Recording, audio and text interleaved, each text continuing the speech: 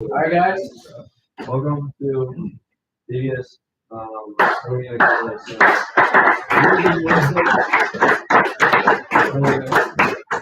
So this is gonna be titled Weedy Wednesday because without worship, we don't be. So, we're gonna be in John 21 today. This is right after Jesus made his appearance to Thomas, and this is where Peter goes to Sea of Galilee after kind of feel comfort in the fishing, something he's comfortable with. So we'll dive right into that. So starting in verse 1. After Jesus appeared again to his disciples by the Sea of Galilee, it happened this way. Simon Peter and Thomas, also known as Didymus, Nathanael from Cana in Galilee, the sons of Zebedee, and two other disciples were together. I'm going out to fish, Simon Peter told them. And they said, we'll go with you.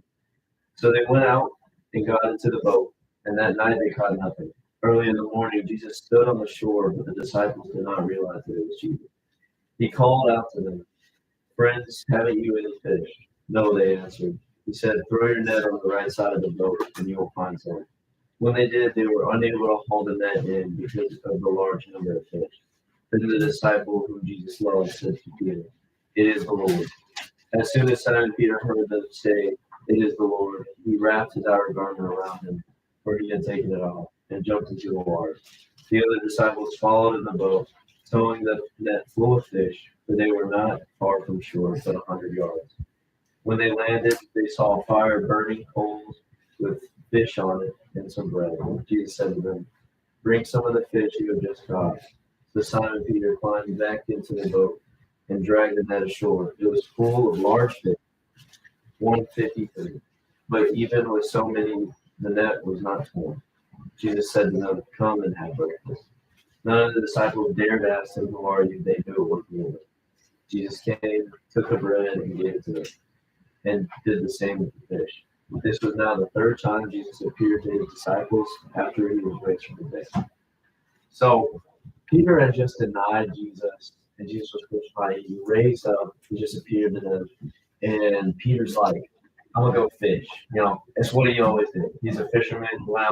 I think he was going out, and I don't think he was really like too worried about the fact that he wasn't catching anything. I think he was fishing to regain his faith because he had just lost it. He had just done unspeakable things. He just denied Jesus 3 times, like Jesus prophesied, and he said he wouldn't. He made a covenant to Jesus that he wouldn't do this, and yet he did it.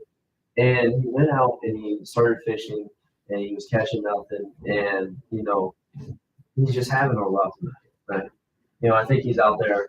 I think he's probably just like in his emotions, like he's just, man, I've done all this wrong.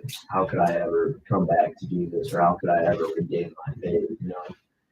And so he's out there and he hears Jesus calling him, and I'm surprised that he didn't recognize Jesus' voice after all this time. He has heard Jesus do all these miracles and still doesn't recognize his voice somehow. But he sets the cast on the other side, and the boat, it's about like 8 feet wide, the boat they're on, and he was 8 feet from all these blessings Jesus had, and he was about 100 yards out from footing, right? So he was about 100 yards from like just giving up and saying, I'm done. I'm just gonna go back home, or he could go 8 feet in one direction. And there's always blessings Jesus has. He just had to listen. So, and then the craziest part is when he got back to shore, Jesus was ready for him with breakfast ready. Fish clean, cooked, bread. It's a great breakfast, and he didn't really even need the fish that he got. And sometimes I feel like we just gotta like trust God and come back to where He's calling us, even though it might not be comfortable to us. We're comfortable where we're at. We're comfortable not catching anything. We're just at shore. We're unsuccessful. We're just kind of just living and doing what we always did. But Jesus calling us to so much more, and you never know the blessings He has in store for you when you just take that little leap of faith and regain it. I feel like oftentimes when we sin or do these things, like or fallen into temptation, and we made these little covenants like, God, I'll never do this again, or I'll never do that, but we still fail time and time again because of our sin nature. And I feel like that's just how Peter's feeling. He's at a low. He made this covenant. God, I love you. There's no way I could ever betray you like that, and he did. And so I think after that, we just gotta come back to Jesus because he's still calling us. He knows we're gonna sin. He knew Peter was gonna sin, yet he's still coming back to Peter and calling him, and he still got breakfast ready. All right, so.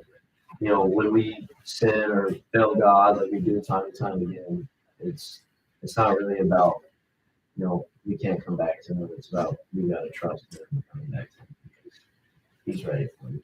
He's calling you. He knew you were gonna sin from the very beginning. He knew you were gonna be perfect. And he's still calling you, he still got a plan for you, he still got blessings in store for you. So that's what I got on that little section of John 21. Yeah. If anyone has any comments, feel free to say anything. If not,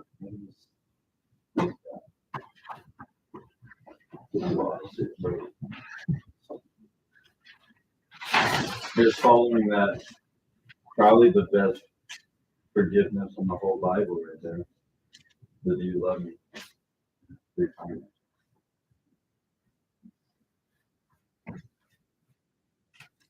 All right, well, I'll just head straight into announcements, I guess, guys. So tomorrow, big news, we're leading worship for you at the pole. So if you don't want to sing